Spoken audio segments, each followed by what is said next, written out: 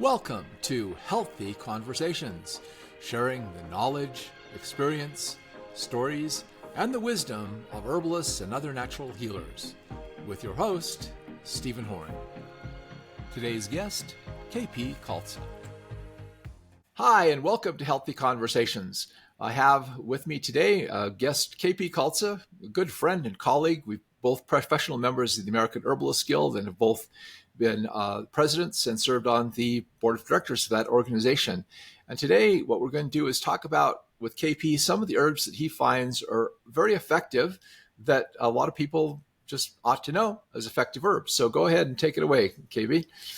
Yeah, for sure. So, we think that in world herbalism, there are about somewhere in the neighborhood of 25,000, maybe a little bit more herbs that are being used by people that were discovered by indigenous people all over the world, and then got formalized into these systems. And we talk about the big four systems from that all started in Eurasia. So you got Chinese medicine, Ayurveda, Western herbalism, which started in Europe, but now is amalgamated with North American principles, herbs, and whatever, and the indigenous people contributed there, and then Unani, which is from the Middle East. But of course, most of the rest of the world has very well developed systems of herbal medicine, and in these somewhere between 25 and 50,000 herbs, there are some real standouts, and then there are others that are just generic workhorse herbs, or they would work in a pinch. They don't work very well. It's good to have a solid B list, because if your favorite A list herbs aren't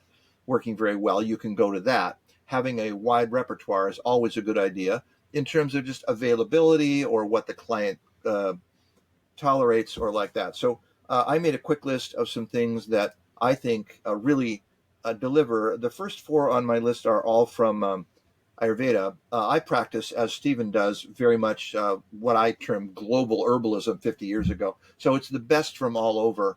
And the ones that came to my mind quickly just happened to be these Ayurvedic herbs. So the first is Ashwagandha.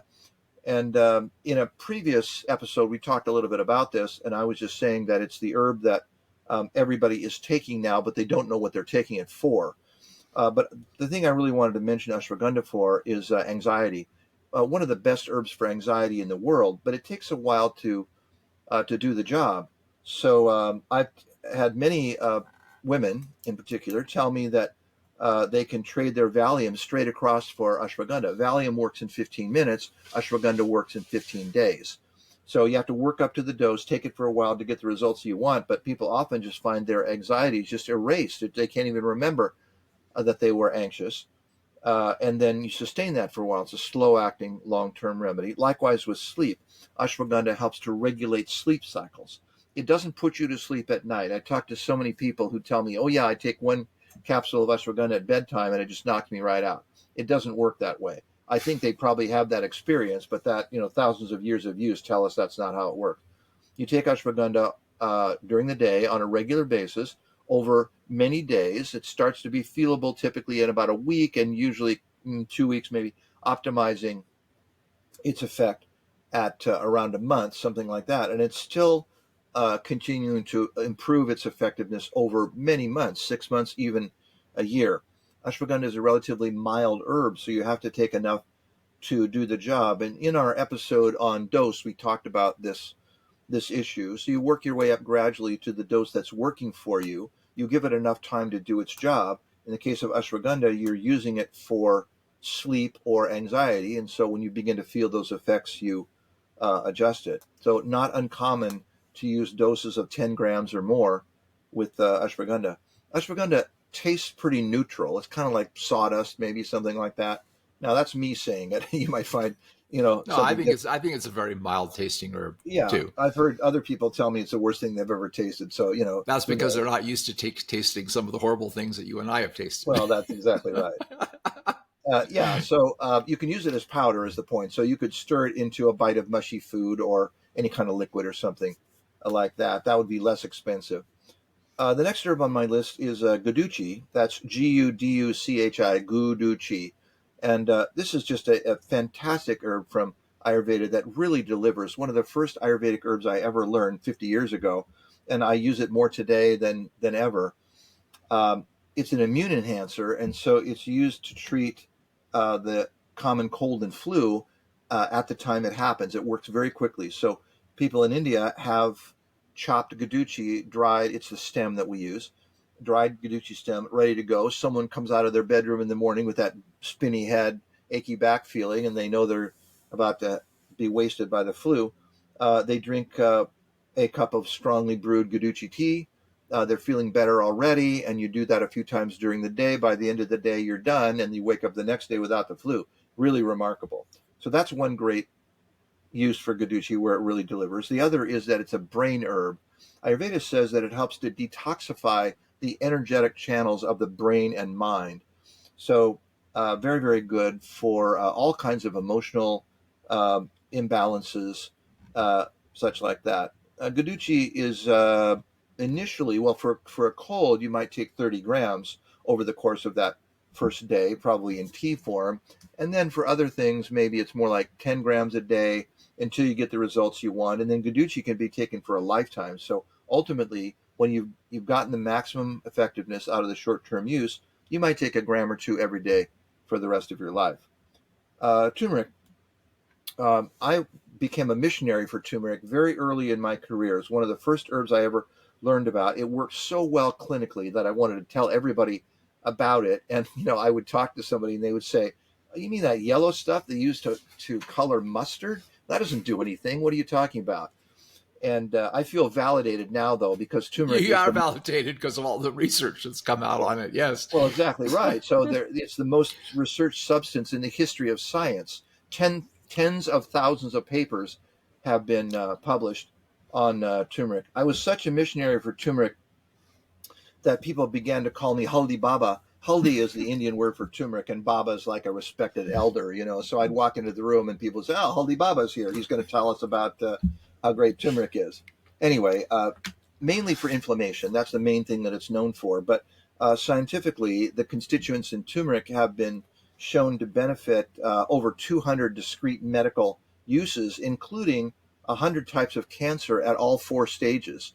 So this was done at Baylor College of Medicine, and they evaluated 100 types of cancer, four stages. They didn't find a single cancer at any stage that turmeric didn't benefit, sometimes minimally, sometimes dramatically. But I mean, that's really something to say about That one is herb, that something. it Yes. improved every single type of cancer. Amazing.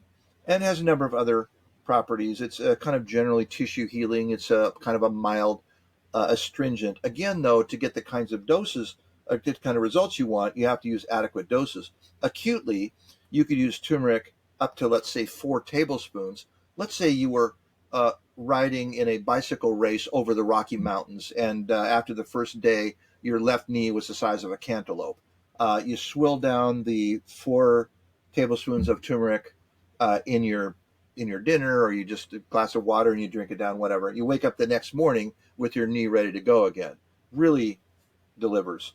The next herb on my list is the herb Gotu Kola, Gotukola, Gotu Kola. Probably the finest nerve herb in the world. My specialty in practice is neurology. So I spend my days wading in the waters of epilepsy, autism, migraines, trigeminal neuralgia, Parkinson's, that sort of thing. Gotu Kola treats them all. It enhances the healing potential of the nerve tissue.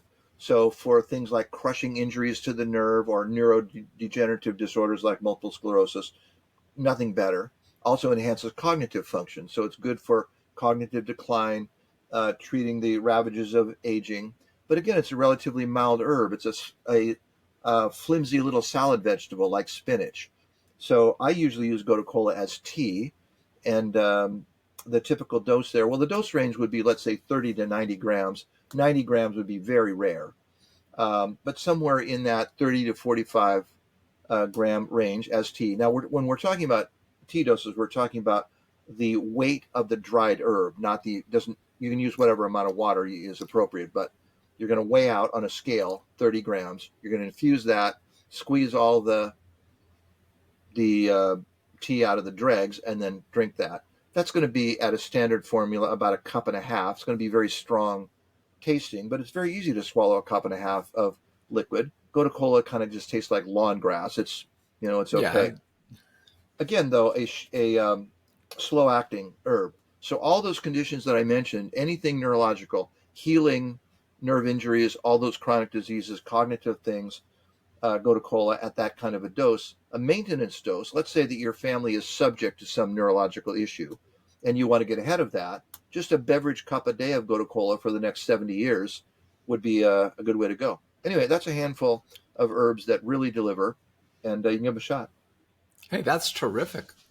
Got some new insights into some of those remedies I didn't know too much about. So that's terrific. Um, uh, what do you think about, just as a little side thing, with talking about turmeric, about people taking curcumin instead of the whole turmeric? Yeah, the problem with turmeric is that it contains about 7% curcumin by dry weight. So if you can extract that curcumin and take it in a pill, you can take a lot fewer pills, and it makes it reasonable for people to do. I use curcumin in practice. Ideally, I would like to use whole turmeric because it has a bunch of other things. We're Right. starting to see some research on it. The tumerones, various other oil soluble constituents in there. Curcumin is fat soluble, and so we don't know much about the other water soluble constituents in turmeric. And just a little bit of science on that, but it's starting to look pretty good. So we do know that this work on turmeric started because scientists looked at rates of chronic disease in India, and many chronic diseases, from cancers to just a wide variety of things, are at a level of about 20% of America. Um, and that's just stunning. And so the scientists said, well, what is it about how people live in India that's different than North America? And I guess I would say, well, everything. You got different Yeah. ethnicity, different diet, different climate, but they settled on the consumption of spices. So the average Indian person consumes about 2 grams of culinary spices a day, and turmeric is one of the main ones. It's just in everything, so maybe a gram a day for 90 years of a lifetime. So that's where they began to look into that, and then fractionate it and figure out about the curcumin. So I don't necessarily um, avoid curcumin. I think it does a lot of great things. It could be in my list of things that really deliver, along with the turmeric. But I would prefer using the whole herb if possible. It's just difficult for people to take enough. If you put those 4 tablespoons of turmeric in your stew, it would just be overwhelmingly bad. So you have to figure out a way to get those things in, which could be capsules, or again, you could just stir it in water and slug it down. It works okay. Yeah. And but I think also the whole thing you say about the spices, I know one of the things I like about eating Indian food is it always seems to digest really well That's right. because of all of the spices in it that aid digestion and metabolism. And I always feel really good when I eat Indian food with all the spices in it. So maybe that's one of the things we all ought to think about, is using herbs more in just incorporating them into our regular diet. And especially some of these milder remedies like you've talked about today. Thank you, KP, for sharing your wisdom and experience with us. And for those of you who would like to learn more, KP has a great school. He's got some great courses. We're also doing an aromatherapy course together that's at the school. The link is in the description below. And you can also find links to my website as well. And thank you for watching. And we'll catch you again, hopefully sometime, and continue some of our discussions. Thanks Always for nice being to on be the here. program. Hit that like button and subscribe to our channel to catch future episodes. Share this video to spread this knowledge to other people, and check out the links below to learn more.